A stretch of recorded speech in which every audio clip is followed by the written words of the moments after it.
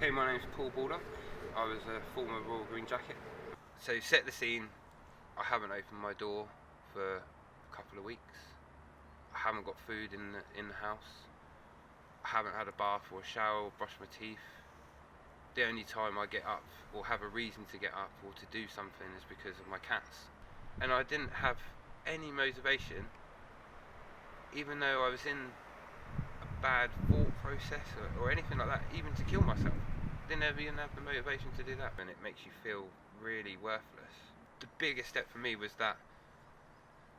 going, hang on a minute, I'm not well. Paul was referred to SSAFA, and it was really a question of identifying Paul's needs. As you know, with SSAFA we work on needs, and it was a question of getting to know him, and that was a bit of a problem to start off with, because Paul was really in a dark place. He wouldn't answer my phone calls, he wouldn't answer the door. I was knocking on the door, and in the end I left a note through the door saying, please contact me. And it took about a week, I think, for him to actually pluck up the courage to ring me, and then we started the process of going through the casework, getting to see what Paul's needs were, what his problems were, and how we might be able to help him. But you persisted. It was that someone cared. There was that one person. I phoned you, and then you were like, 9 o'clock tomorrow. I'll see you then. That was all the call was. It was like brilliant, to the point. I got what it was, and then at that point it was. You feel a little bit anxious. Like, obviously I've never met Bob. I've gone off a voicemail on a little note. But when you came round and it was like, mate, I've been stood in your hallway for 10 seconds, where's my cup of tea?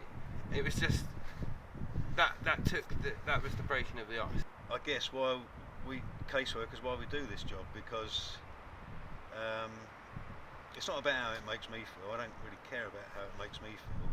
It's about how I can make this guy feel and other guys like him. So yeah, it's rewarding. Of course it's rewarding, but it's not about me. It's about SSAFA having the capability through people like me to help people like Paul.